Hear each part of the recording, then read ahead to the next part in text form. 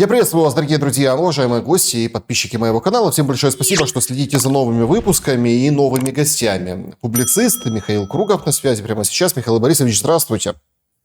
Добрый день.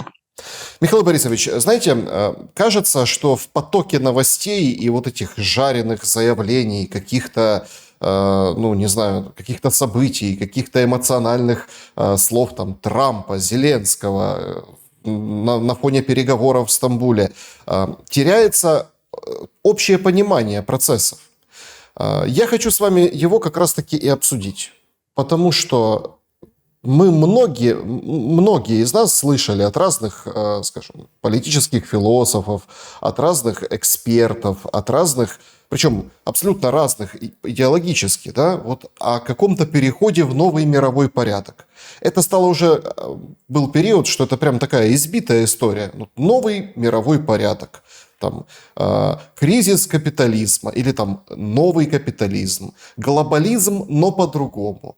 И вот этот период, сопровождающийся, конечно, кровопролитной войной между Россией и Украиной, там, Ближним Востоком пылающим, намеченными, да, вот такими засечными чертами, да, там, в Индо-Тихоокеанском регионе, нам, в общем-то, позволяет посмотреть на период немножко более общо. Как вам кажется, в каком моменте мы сейчас все находимся, всей планетой? Действительно ли осуществляется какой-то более глобальный переход от одной модели к другой? Да, действительно, но только этот процесс происходит в странах первого мира. А все остальные, они как бы страдающие от этого процесса. Дело в том, что мы находимся в финальной стадии системного кризиса капитализма. Он повторяет системный кризис социализма, потому что социализм и капитализм – это две версии индустриального общества. И этот кризис завершает эту эпоху индустриальную для стран первого мира тем, что разрушает развивавшиеся на ее протяжении модели общества. И так освобождает место для создания моделей общества, адекватных условиям следующей эпохи. Поэтому, как был разрушен СССР, точно так же разрушится, на Западе два центра, там, США и Евросоюз. И это самая близкая перспектива развития кризиса. Фактически он вошел в финальный этап. Ситуация там и в США, и в Евросоюзе аналогична ситуации в СССР в конце 80-х. То есть эффективность модели капитализма, то есть и либеральной, и социал-демократической, стала отрицательной. Причем стала давно, но теперь она уже ужасающе отрицательная. Правящие классы маргинализировались до уровня идиотов. Они, кроме как привести к полной разрухе, как горбачевские перестройщики,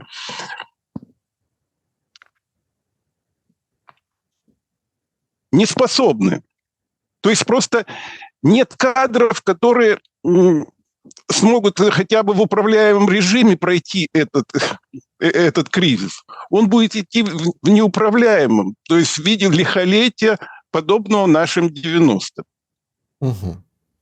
А расскажите, что это за механизм, как это работает? Потому что примеры очень яркие. Там люди, которые помнят 90-е, помнят перестройку, гласность, да, Горбачева, а потом вот период 90-х, они примерно картинки, может, и помнят, да, но многие уже, если честно, и забыли. Структурно, какой ожидать кризис в США и Европе? Как это будет выглядеть? Вы понимаете, вот этот кризис развивается по модели атомной бомбы. То есть в атомной бомбе несколько частей урана соединяются в один кусок, и происходит ядерный взрыв. Точно так же в обществе страны, когда развиваются локальные кризисы в каждой сфере, в политике, в экономике, в науке, там, в культуре, в социальной, это формируется букет кризисов, которые входят в резонанс, да, ну их все время замораживают, пытаются залить деньгами, потом деньги кончаются. И тогда они входят в резонанс, который обеспечит эффект ядерного взрыва. И он сносит общество, модель общества, ну, 91 год, осень. 2 месяца и нет государства СССР вообще. И на скорую руку ляпают что-то новое. И поэтому, так сказать, это самое сложное, что есть в мире. Потому что общество человеческое – это результат 14 миллиардов лет эволюции. В нашем земном русле идет очередной цикл развития общественного. И вот по этой модели осуществляется переход от эпохи к эпохе. То есть была вначале античная эпоха, это примерно 15 тысяч лет. Потом феодальная. Ну, был кризис перехода от античной модели общества к феодальной. Потом от феодальной модели общества к индустриальной. И сейчас нужно перейти от индустриальной модели к постиндустриальной. И поэтому тема нового мирового порядка, она бессмысленна. Потому что его установят для себя те, кто успешно преодолеет этот кризис. Ну, относительно успешно. То есть пострадают все. Вот.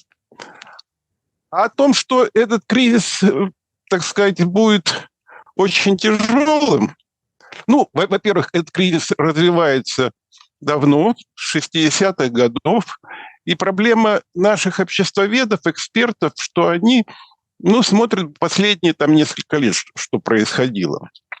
К примеру, вот человек заболевает, какое-то время он, ну, недомогание, что-то еще, что-то побаливает, он, ну, на погоду ссылается, думает, ну, съел что-то не то, но потом болезнь из латентной стадии переходит в открытую. Он идет к врачу. Что делает опытный врач? Он выспрашивает пациента, когда что-то он почувствовал, ничего. То есть выстраивает модель латентной стадии. А потом уже ставит диагноз и назначает стандартное лечение. Так вот, латентную стадию никто не исследовал. Вот у нас все рушится, давайте срочно. То есть где-то в 2012 году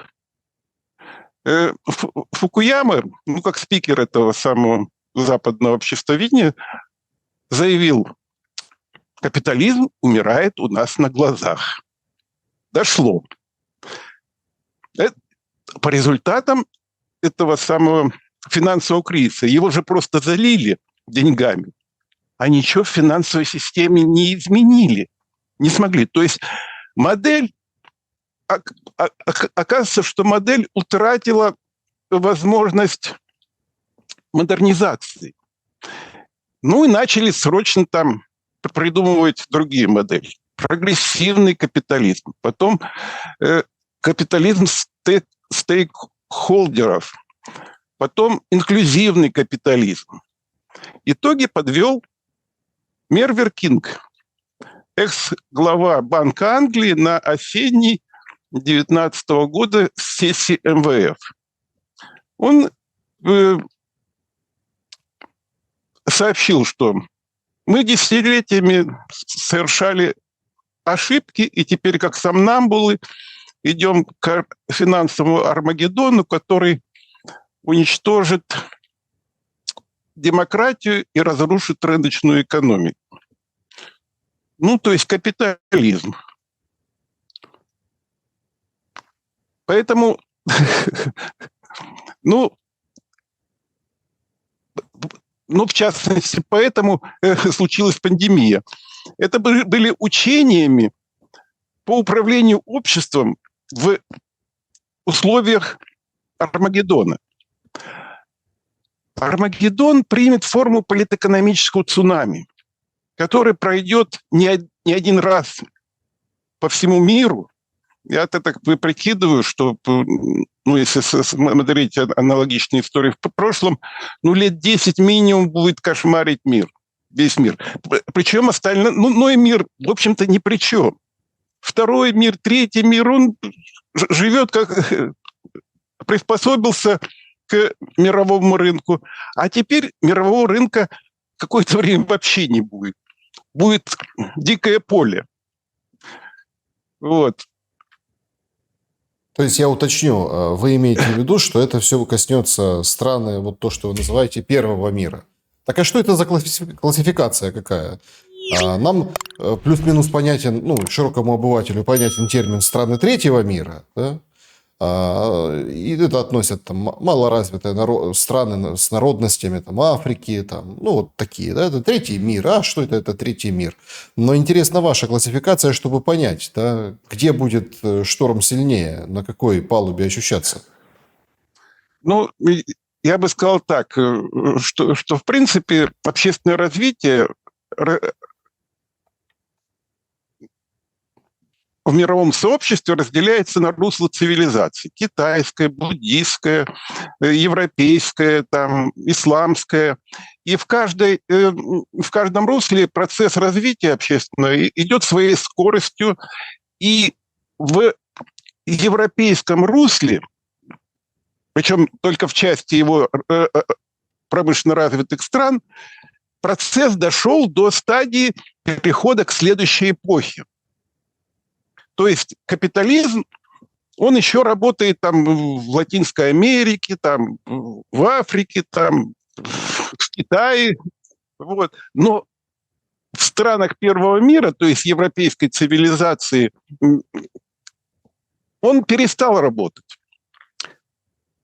Так что это просто разный путь общественного развития, которые прошли эти самые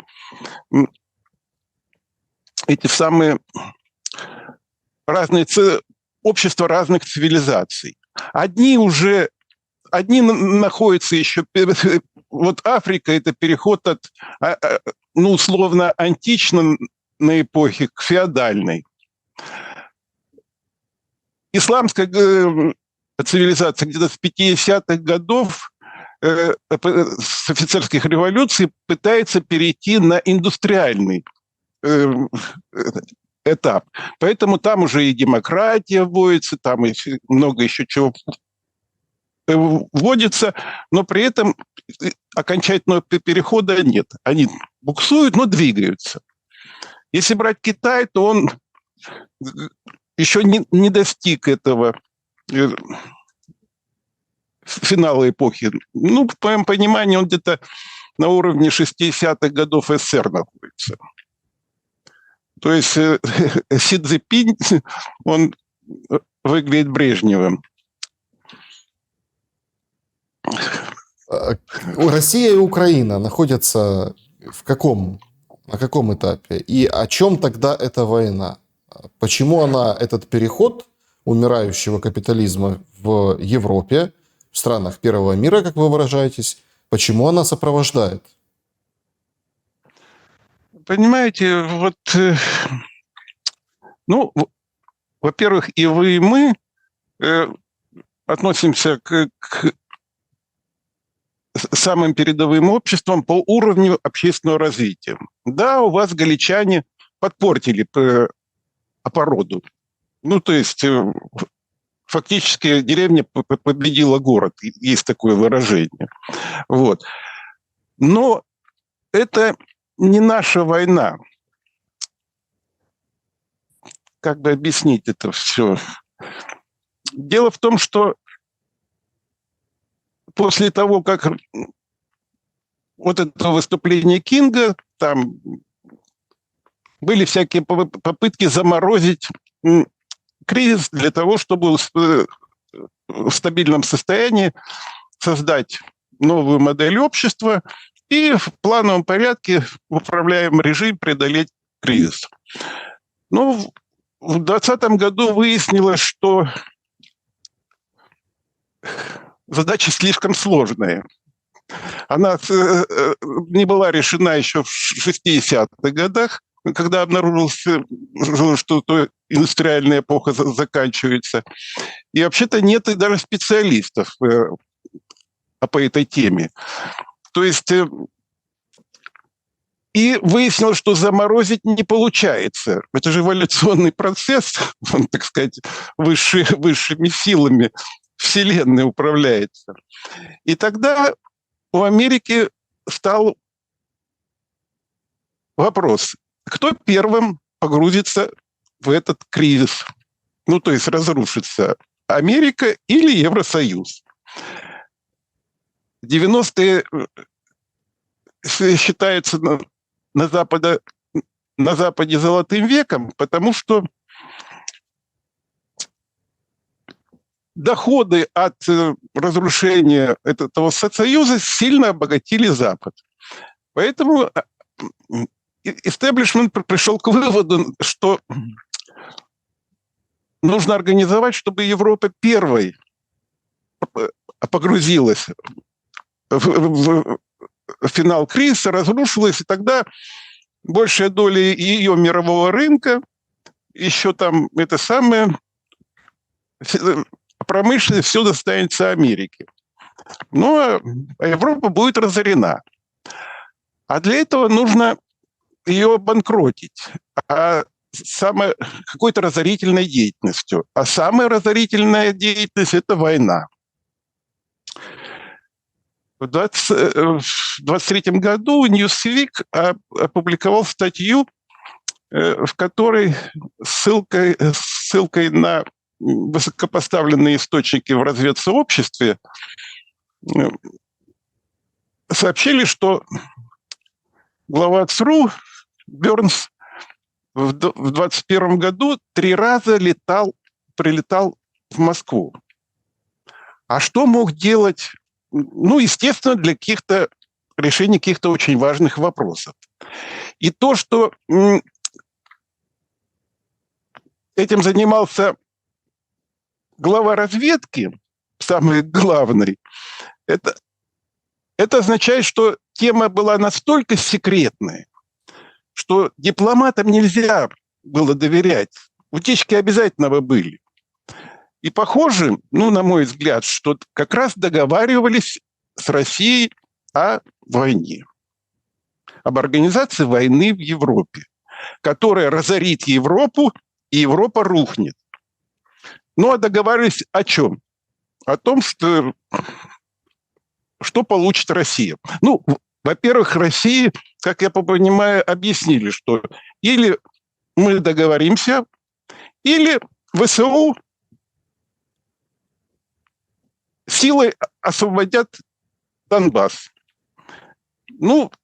Только здесь один нюанс. Вы говорите про 23-й год. Я так понимаю, что вы до широкомасштабного вторжения имеете период в виду. Не-не-не. Да. Нет, 22-21. Статья 23-го, да. Да, вот. И объяснили, что ВСУ 2 корпуса республик тогда уже в такой силе, что 3 дня и не будет этих самых. Соответственно, Россия получит там 3 миллиона беженцев, политические убытки, которые максимальные, так сказать. Вот. А так ей обещали, что вот вы там еще прихватите что-то, естественно, на части территории Луганской и Донецкой областей. Ну и, естественно, обговаривались красные линии, что можно, что нельзя, налаживались какие-то каналы связи. И поэтому, когда ВСУ уже было готово, так сказать, в ближайший месяц-два двинуться на Донбасс, ну, началась спецоперация, которая прекрасно выполняла свою роль в части разорения Европы. То есть там уже ситуация хреновая. Вот. Но, правда, на мой взгляд, американцы цели не достигли. Все-таки она слишком устойчивая оказалась. Поэтому чем закончится, пока не ясно. То есть кто из них первый, или США, или Европа рухнут. Потому что в Америке проблем гораздо больше. Да, То давайте есть мы вернемся к войне немножко позже. Я бы хотел все-таки о роли Трампа услышать ваше мнение, потому что вот смотрите, то есть логика понятна. Мы вернемся, вот, когда Стамбул будем говорить, обсуждать вот сейчас какие-то условия и вообще что будет дальше в контексте войны. Но Трамп же, это вроде как новая метла должна по-новому мести. Вместо этого мы слышим эволюцию от «я закончу все за 24 часа» до вот уже почти 150 дней, ну, такого, да, то есть очередного там выхода, говорит, 2 недели даю, там 2 недели, через 2 недели будет понятно, там недоволен Путиным, недоволен Зеленским, вообще ничем недоволен, и ничего, кажется, не получается. В чем вот загвоздка, как вам видится? Ну, здесь ситуация такая. Истеблишмент пришел к выводу, что вероятность того, что он тоже рухнет и даже раньше, объединила истеблишмент для принятия экстравагантных мер. В принципе, бизнес – рискованная деятельность, самая рискованная, потому что и кризисы, и экстремальные ситуации, ну, у любого бизнеса периодически встречается. Поэтому самые успешные бизнесмены – это самые большие специалисты по управлению в экстремальных ситуациях. Среди политиков таких нет вообще. То есть это как когда Сталин назначил председателем Союза писателей Фадеева, тот ему спросил, а как я буду управлять ими? Они же, большинство из них пьяницы, развратники и так далее. На что вождь ответил, других писателей у меня для вас нет. Так вот, других специалистов по управлению обществом в экстремальных ситуациях, кроме бизнесменов успешных, нет. Ни политики, ни эти ученые, всякие эксперты. Это все говорить «да». Поэтому Трамп решили сформировать команду самых успешных бизнесменов, включить в нее молодых перспективных политиков, чтобы они осваивали ноу-хау, чтобы когда случится экстремальная ситуация, управляли люди, которые умеют в разных экстремальных ситуациях находить выход. То есть сколько раз Трамп банкротился? Раза 3, не меньше. Илон Маск самый эффективный менеджер. Вот. Поэтому было достигнуто, я думаю, консенсус между либералами и консерваторами о том, что спасать надо страну, а не разборками заниматься. Ну, а обществу демонстрировать вот это самое, то, что называлось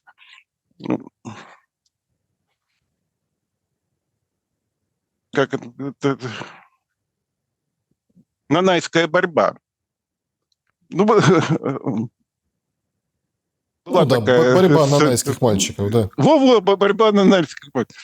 И вот эта борьба изображается. Но экстремальная ситуация пока не наступила. А что-то делать надо.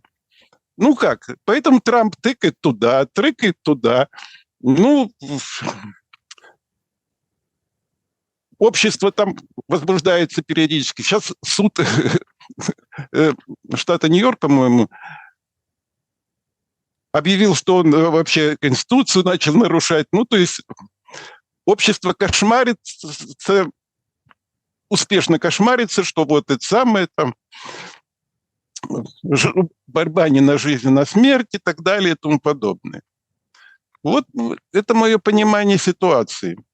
А как вам видится ситуация вокруг российско-украинских, ну, скажем так, отношений и завершения войны? Почему Трамп ведет себя так, как ведет? Одни ждут, что он будет давить на Россию, а он не хочет давить на Россию. Другие смотрят, говорят, надо давить на Зеленского, а он не давит на Зеленского.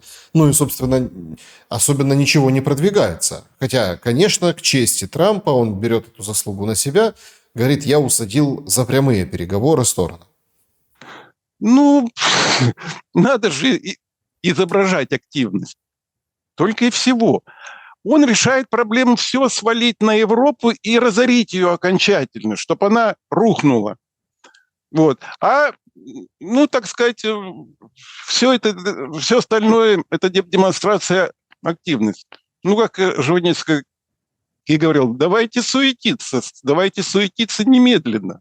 Вот это все суета, которая, так сказать, заполняет информационное пространство, а на самом деле процесс совсем другой идет.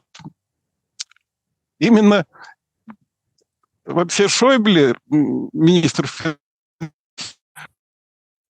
еще в 2016 году, по-моему, в интервью Шпигель сказал, ЕС идет по пути СССР.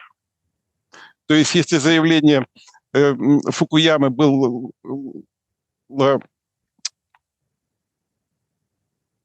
продемонстрировал понимание обществоведов ситуации, то Шойбле,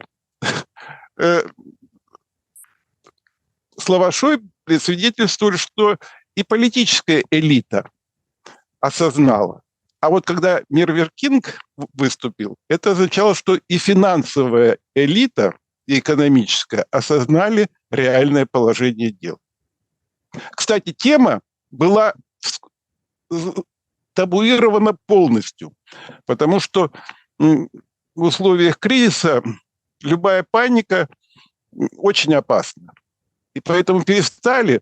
То есть последний раз на эту тему Римский клуб, первый раз он в 2017 году докладом КАМ-ООН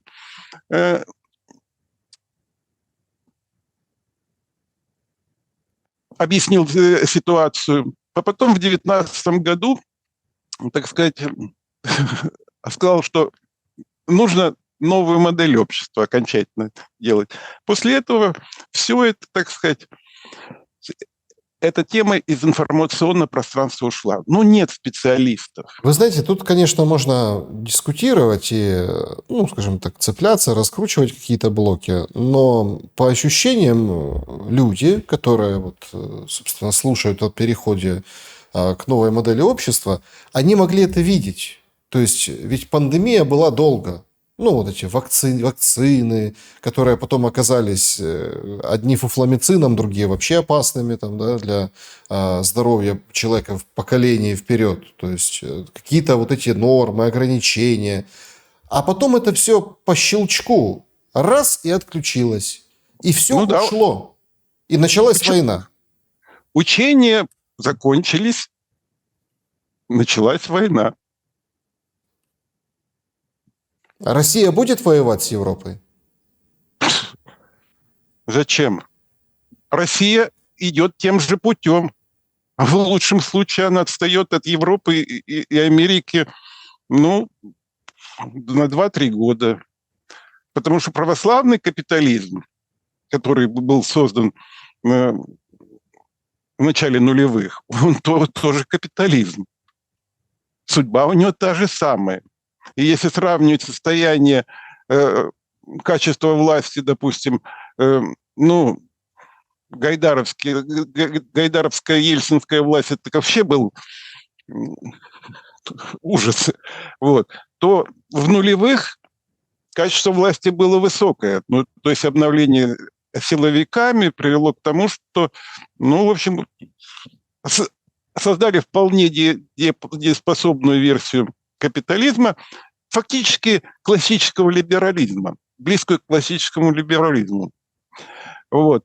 Но с тех пор, ну, общество погружается в аналогичный брежневскому застою. И качество власти непрерывно снижается. А коррупционные скандалы в Министерстве обороны свидетельствуют, что и процесс маргинализации идет. Не только в части компетентности, но и в части этики. Так что мы идем тем же путем, только не по последним вагонам в этом поезде. Так, а зачем война тогда? Вот смотрите, вы дали четкий посыл, чтобы, ну, условно, Европа тратилась, Европа разрушалась, в Европе начинались вот эти такие процессы, да, вот Америке выгодно, чтобы Европа как бы упала первой. Но если там капитализм российский идет по этому пути, если американский капитализм тоже готовится, да, к какому-то большому финансовому кризису или, ну, в общем, переходу, да, и сопровождающему этот переход негативному шлейфу, то вот вы так обмолвились выше, сказали, не наша война, да, так, а чья? И неужели нельзя ее остановить, чтобы люди не гибли? Или задумка в том, чтобы люди гибли тоже, присутствует на этом поле? Ну, Америке она по-прежнему нужна, но только уже как война Европы. Вот. Но мы хотим получить то, что нам обещано было. Вот. Опять же, ну, силовики, конечно, ну, двуглавый орел – это картинка нашей власти. Одна голова – либеральная бюрократия, вторая голова – православные силовики. Вот.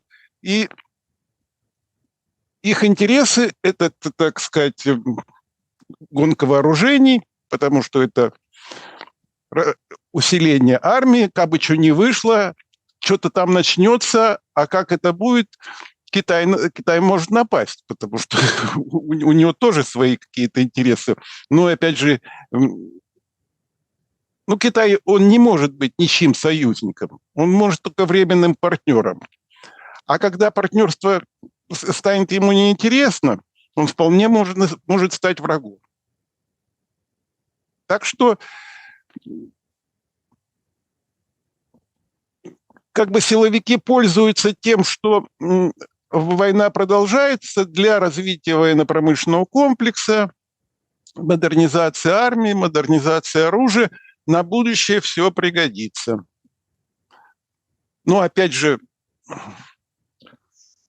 есть договоренности, есть ништяки, которые были обещаны. Так что...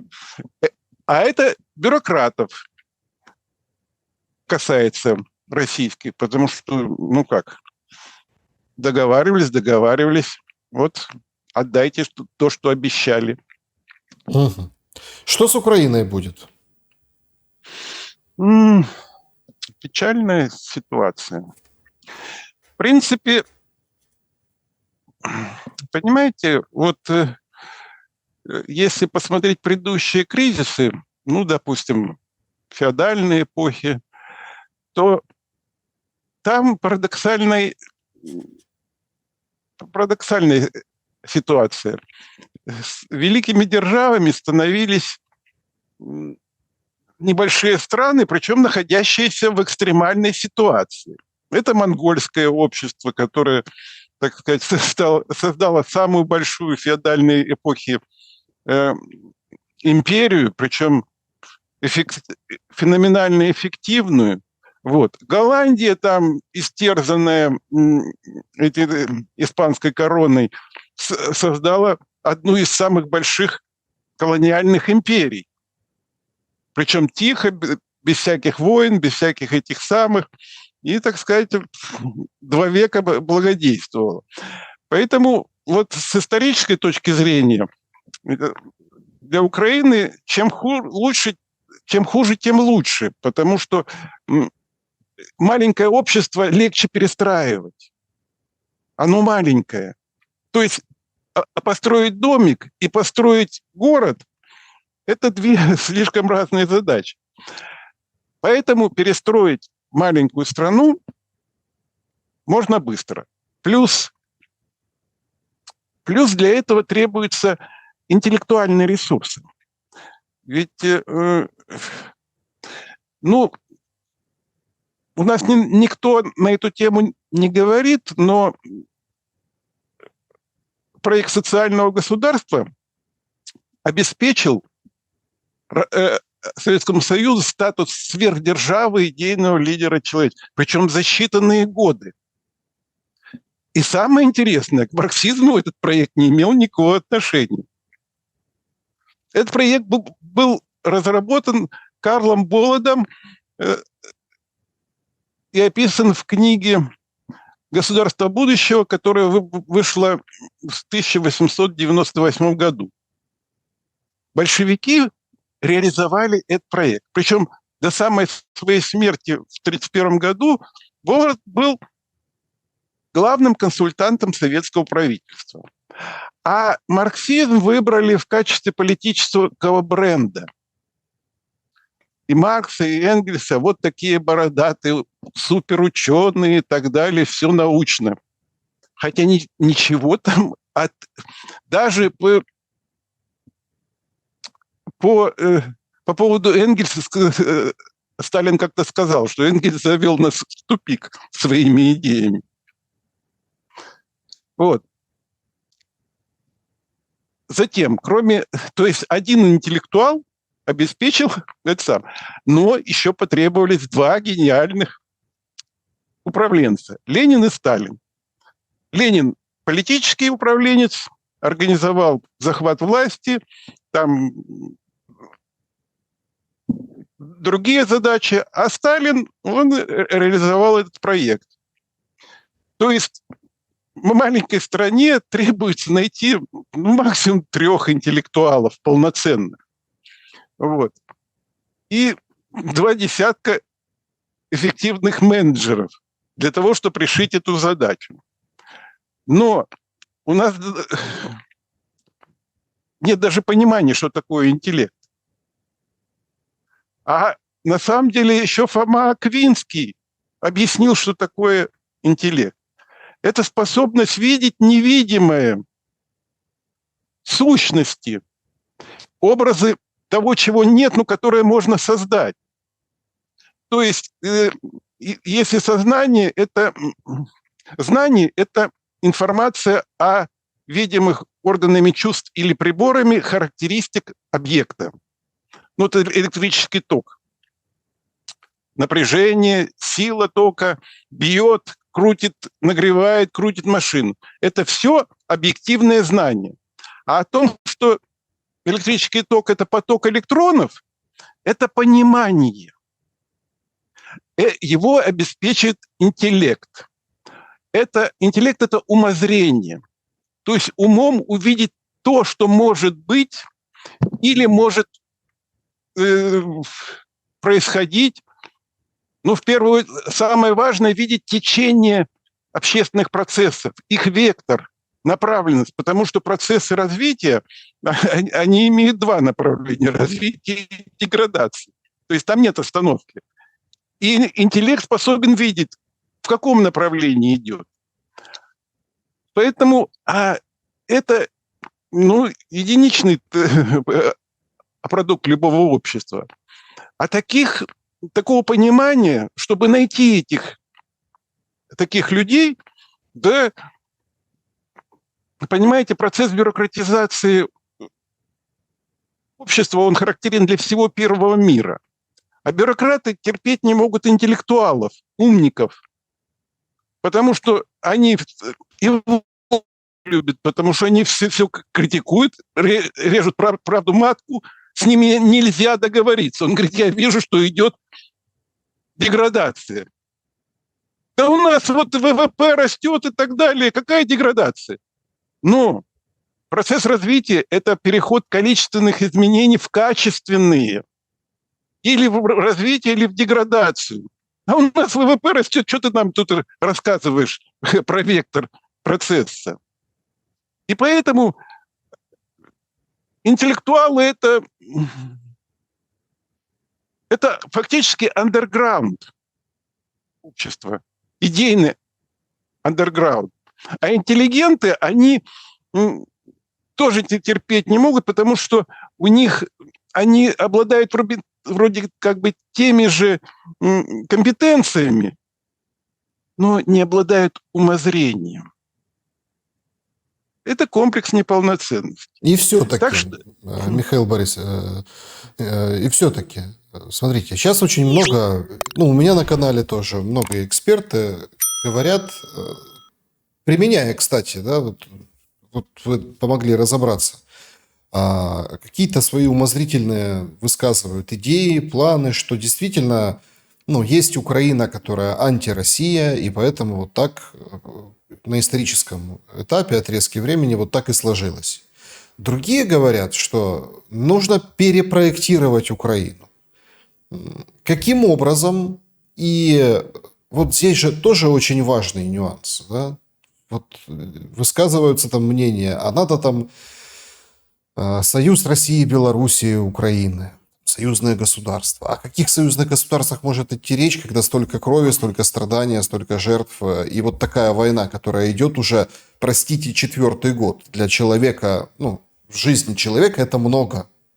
Это достаточно такой серьезный кусок жизни. Я имею в виду взрослого человека. Это, знаете, как мы в детстве, там, допустим, была большая разница. Ты там на год старше или на 2 старше, а потом спустя там какой-то промежуток времени уже там во взрослой жизни уже все равно. Да, то есть там 5-10 лет. Это много. И проектность Украины, изменение этой проектности, но очень важно, опираясь на то, что вы сказали выше, да, о переходе вообще глобальном стран первого мира, сопровождающийся там, этот переход сопровождающийся развалом Европы, тяжелыми финансовыми и другими последствиями. Какой тогда должна быть Украина? Понимаете, вот переформатирование – это результат нового понимания мира. Нужно получить понимание, что реально происходит в мире. Потому что это понимание даст информацию, а что делать? В союзное государство идти или там в исламское государство? Почему бы не породниться с Саудовской Аравией, к примеру? Библия для всех одна. Вот. А это очень большая задача создания нового понимания, которое, на основе которого создается. Вот простой пример. Предназначение человеческой деятельности. В чем состоит? Есть ответ на этот вопрос? А между прочим, он еще в первых строках Библии озвучен. Знаете как? Фразой «На 7-й день Бог почил от трудов своих». А что продолжается? А люди продолжают его деятельность, создают то, чего не было. До этого все создал Бог. А теперь люди создают. То есть человечество создает рукотворный мир, продолжает деятельность Бога. И эта деятельность является божественной. Поэтому элитой может считаться только те люди, которые занимаются этой деятельностью, организуют. То есть политики должны развивать модель общества. Бизнесмены должны создавать ресурсы и наполнять этот мир продуктами труда, зданиями. Ученые должны увеличивать эффективность деятельности политиков и бизнесменов. Культурная элита должна предлагать политикам и бизнесменам эталоны красоты и совершенства, на которые они должны ориентироваться в своей деятельности. И причем это в Библии сказано еще в 7 веке до нашей эры. И, в принципе, масонство – это была первая попытка реализовать эту идею. Ну, то есть Бог – это великий каменщик, строитель всего мира, а вот каждый человек – это маленький каменщик. Ну, никто не хочет изучать опыт прошлого. Власть это не интересует, потому что на фоне прошлого она может выглядеть очень, очень неприлично. Она это дело не финансирует. Вот. Поэтому без этого понимания, ну, я пример нового понимания. А на самом деле там гораздо больше вопросов. То есть ноу-хау управления обществом индустриальным называется цивилизационной парадигмой. Она развивалась на протяжении всей эпохи и состоит из 4 блоков. Первый блок философский. Материализм предлагает модель, общее понимание всей Вселенной, о том, что она материальна, что существует в процессе развития, главным из которых является эволюция. Миропорядок наблюдается в виде законов природы. Вот. То есть ориентирует власть на рациональную деятельность и приоритет процессов развития. Второй блок мировоззренческий. Он предлагает картину общественной части мира. Ну, индустриальная парадигма предлагает 2 версии. Социалистическую и либеральную. Следующий блок теоретический. Он предлагает теории процессов общественных, методов там, исследований, все прочее, то есть научного обеспечения. Ну, в процессах же надо развиваться, все в процессах. 4-й блок – это менеджмент управления общественными процессами. Способы, методы, технологии, инструментарий. И все это надо заменить. То есть нужно заменить материалистическую философию другой философией, идеологии другими идеологиями, теории другими теориями, потому что вот насчет теории, ведь обществоведение – это аналог алхимии. Она описывает все, что видит, но не предлагает понимания сути того, что происходит. Ну, так же, как алхимики. Описывали всякие разные вещества, всякие процессы. Ну, все это использовалось. Эти результаты использовались в экономике, во все. А вот обществоведение тоже только описывает, а не объясняет. И менеджмент уже совсем другой должен быть, в принципе. И это все надо создать, и тогда получится. А это могут сделать только интеллектуалы, которые в андерграунде. Так, что с Украиной, Михаил Борисович, делать будут дальше? К чему все идет? Это момент истины украинского общества. То есть или она возьмется за ум, потому что мозгов там хватает,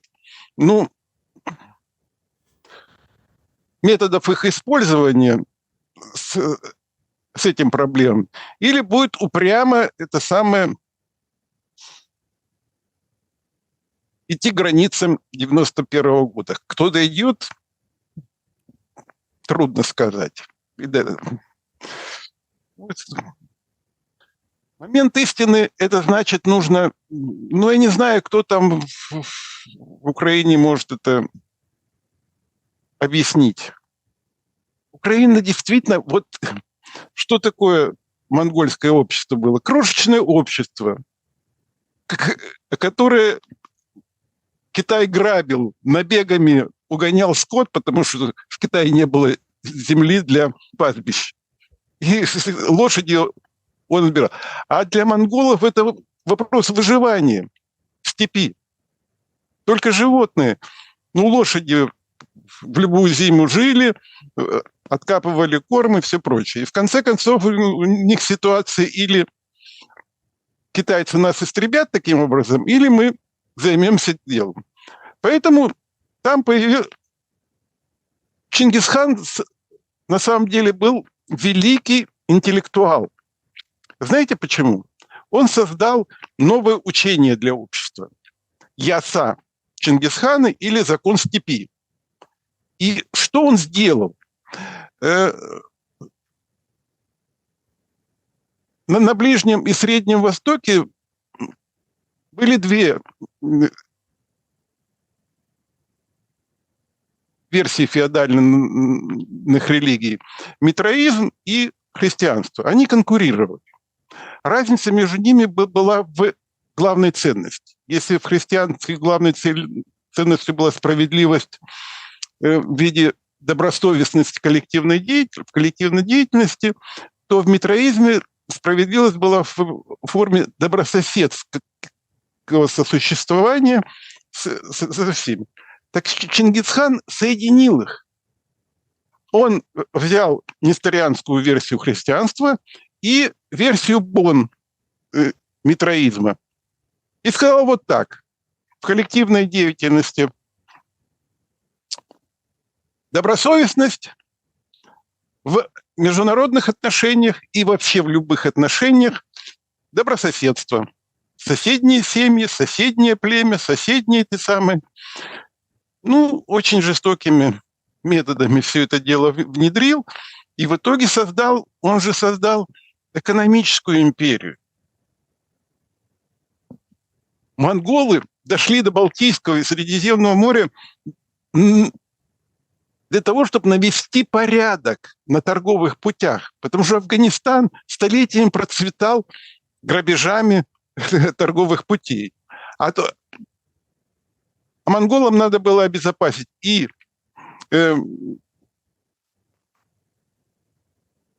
китайские пути, и индийские пути. Они очень жестоким способом это все делали. То есть захваченного разбойника казнили не только его, но и всю его семью. Потому что они считали, что раз эта семья породила разбойника, значит, она и дальше будет. Если в селении было несколько разбойников, уничтожалось все селение. В результате за считанные годы был наведен абсолютный порядок на всех торговых путях. Как писали современники, голая красавица с мешком золота пройдет всю империю, и никто не покусится ни на нее золото. И где-то 1,5-2 века это была очень эффективная империя. Голая красавица – это как Украина сейчас, да? Только золота должны очень много. Даже есть сообщение о том, что фактически дефолт у Украины, отказались платить там 650 миллиардов, в общем, миллионов, да, то есть 650 миллионов по ВВП варантам и так далее. Война спишет долги? Конечно. Как вам кажется? Конечно. Большинство долгов толком не урегулировано. Кроме того, переформатирование создаст другое государство, которое скажет: извините, ребята, это не к нам. Никаких механизмов так изъятия денег нет, поэтому война все спишет, действительно. Вы понимаете, еще есть один момент. Тут кто-то начал говорить, что Кучмак не так давно сказал, что нам нужно, чтобы Россию вывели из-под всех санкций. Потому что Это единственный доступный для Украины рынок. Ни на какие другие рынки Украину не пустят. А уж идея вступления в союзное государство, то это самый главный режим вхождения на российский рынок. И это позволит восстановить промышленный потенциал. То есть в первом варианте бессоюзного государства, ну, не быстро, а во втором быстро все это дело. Но для этого, вообще говоря, нужно отказаться фактически. Ну, суверенных государств в Европе нет уже толком. В принципе, суверенитет – это такая замануха, которая не существует. Если ты весь в долгах, какой у тебя суверенитет? Защиты, какой у тебя суверенитет? Поэтому вопрос суверенитета, ну, что у батьки суверенитет даже больше, чем у многих европейских стран. Ну, он периодически там возникает и добивается того, что ему надо. Поэтому вопрос суверенитета вообще такой спорный. Что касается денацификации, ну, нужно ответить на простой вопрос. Или восстановление страны, но для этого надо отказаться считать Бандеру и Шухевича национальными героями. Ну и что? Какая цена? Цена восстановления страны. Ну что, как Бендер говорил, какой, ну, дядя ваш Студебекер, чего вы привязались ко мне, что у меня машина, это, не помню, как называется. Вот. Поэтому, на самом деле, вот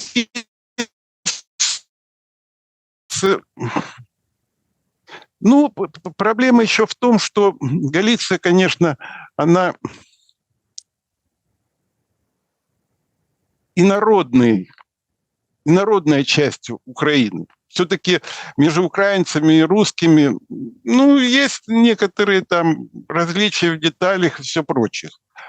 А вот в мировоззрении, ведь нужно понимать, что американцы в 2014 году назначили галичан титульной нацией. Отсюда их герои, их идеология и все прочее, прочее. То есть это американский проект был. Ну, американцы теперь Украину кидают. Поэтому, может быть, стоит в первую очередь разделиться, договориться, что Галиция станет самостоятельным государством на границах Украины, а остальные, так сказать, переформатируются в новую Украину. Ну, в принципе, как закончился этот конфликт боснийский? Ну, организовали эту самую конфедерацию, но фактически 3 независимые республики. Сербская, хорватская. Это вы считаете рабочий сценарий? Ну, он позволил на 20 лет отложить разборку окончательную. А может, ее и не будет, может, они договорятся. Но в перспективе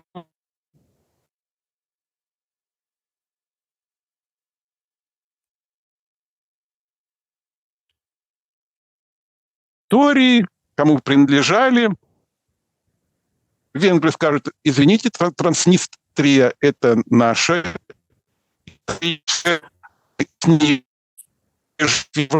Ну, когда с Урала пришли, это наша колыбель, а вы отдали ее румынам. Ну и пошло-поехало. Да, всем большое спасибо, друзья, что посмотрели наш сегодняшний выпуск. Михаил Борисович, спасибо за время и мысли. Пожалуйста. Не жалко. Наоборот. Ну, ну лишней информации не бывает, особенно альтернативная. Она запускает мыслительный процесс. Ну, все знают вот эти вот, а оказывается, есть еще другие точки зрения, и все завертелось. А так спорят о деталях все. Да, и это можно сделать в комментариях к этому видео, поэтому пишите, пожалуйста. Друзья, берегите себя, всем добра и света. Увидимся.